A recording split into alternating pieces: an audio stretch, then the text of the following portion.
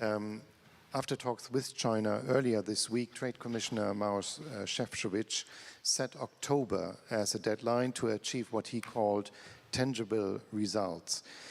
Now, you certainly have a mandate from the last European Council to toughen your stance, President, and develop new defensive tools against the growing trade imbalances. So my question is, what does China have to expect if it does not change course?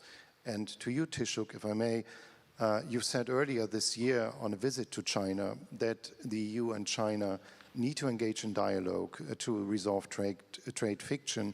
At which point would you say that dialogue alone won't do and that there's a need, in fact, for stronger trade measures? Thank you. So our general approach is de-risk, not decouple. And this stays true. Indeed, as you just said, last week the Trade Commissioner met with his Chinese counterpart. The first principle agreed in the European Council is we need to have or to continue the dialogue with China. This is part of it, but the dialogue also has to deliver.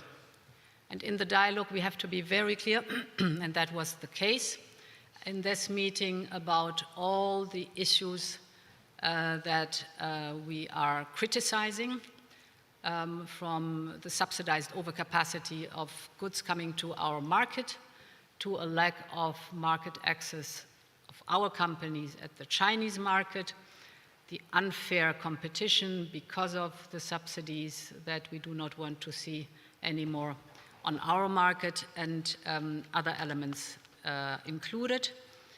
Second, we agreed, and I think it's always very important, we also have to do our homework. This is the whole competitiveness agenda we have been talking about.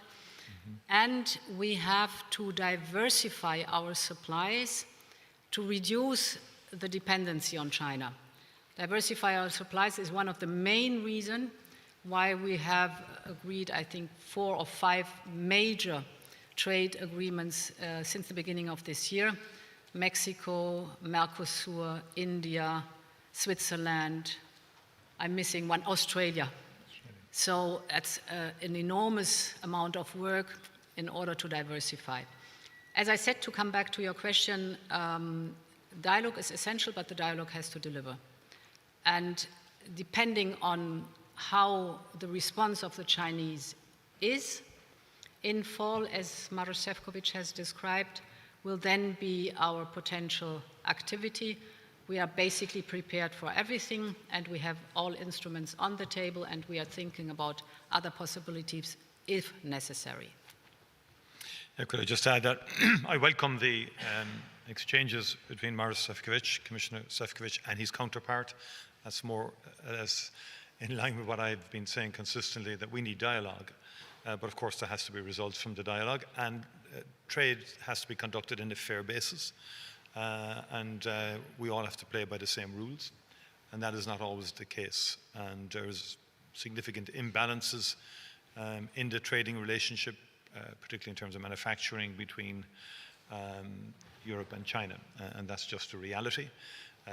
But I would hope that discussion and dialogue can reach a landing zone between Europe and between China, because in the end of the day there is significant interdependence as well, all across the globe, and that includes China. So everybody needs everybody to some degree, but we have to, in Europe, become more competitive ourselves, become more self-reliant, and strengthen our capacities, particularly in the research and the competitiveness side of industry. The kind of stuff we saw yesterday at the Tyndall Institute, which was part of a European-wide network of research in the semiconductor arena. But you get the sense, and those researchers were very confident about what Europe has. And they believe Europe has in excess quantities, talent, ability, research, know-how, great equipment, and so forth. So it's about Europe harnessing the forces and the positives it has in a more effective way to carry greater heft in the world. But we have to be, ultimately, dialogue is a far better way of resolving these issues than alternative measures. It's a judgment call, obviously, in the end of the day, once that dialogue takes place as to how effective the dialogue is and the nature of the conclusions that arise from it. Thank you, Taoiseach. We might take a question in Irish now, President, if you want to make use of your earpiece for interpretation. Agus ceist ó Marion.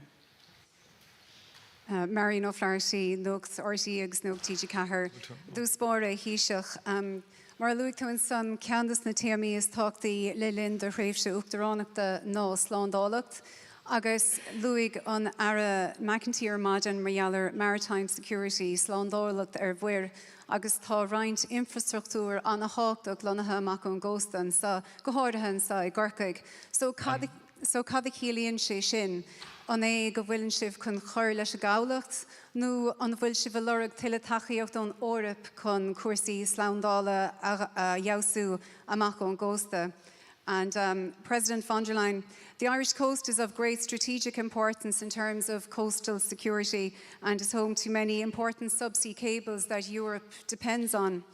In terms of this being an overriding theme of this presidency, do we see a need for more European engagement in terms of ensuring security of the Irish coast from unwanted surveillance and from outside actors?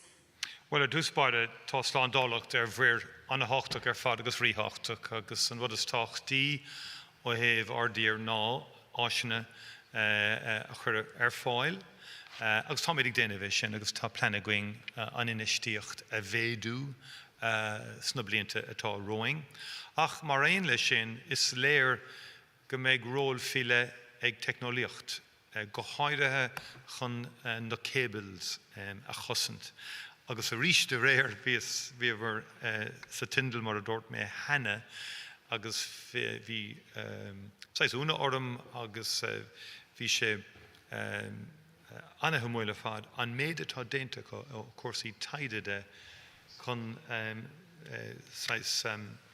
sa déirfar bheith ag tuairt ara na cables leis an technoliacht agus leis na sensors atá a chur le chéile agus tá tugraí agsúla siúla inis chun an technoliacht fiosach chuir an technoliacht anas go mé míad an na cables a cosint. Tá partnéireacht a going idir tíre eile fud na Europe agus mar le subsea cables agus mar le infrastructúr ríháchtach fíbhir. So tá chunra déanta going faoi partnéireacht a síocháin le NATO agus tá béim an subsea cables agus fuinemh agus rudaí atá ríháchtach ó thaobh an cósta de. Yeah, the Taoiseach. Did you get that? Yes. Said it most. We were both fascinated yesterday when we were at Tyndall, and indeed they were showing us some research that is going on cables that are, I would say, I think they said thinner than a hair. So amazing, and working with acoustic signals. Why am I explaining that? I'm explaining that because I understand your question that we need a good balance between surveillance and privacy, and this, for example, this research puts them in a position to, through acoustic signals, understand where in a certain point in the sea there's either a sea mammal passing by or a ship or even earth movements. So there's a lot of very, very interesting research going on that would fit to the question of maritime security without interference in the daily life of people.